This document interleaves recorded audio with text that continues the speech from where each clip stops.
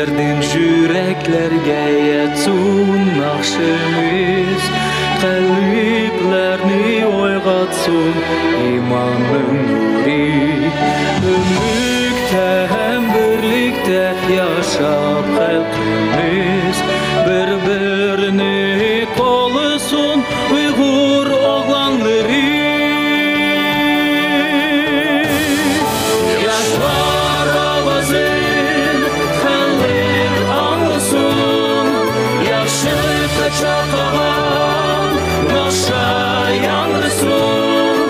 Anlıqın insan, oylandın insan, bu 5 günlük alemge hemimiz mihman.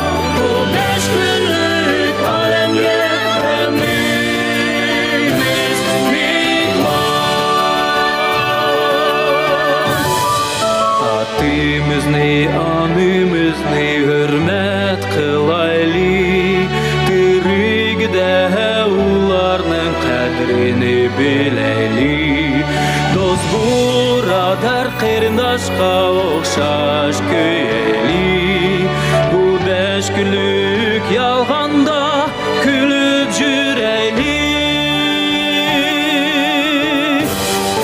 Yaşlar avazın kalır anlasın, yaşlıkta çatağan naşa yanrısın.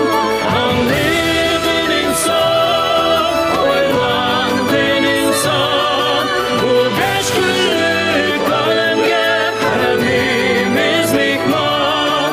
Bu 5 günlük alemge hemimiz mihman.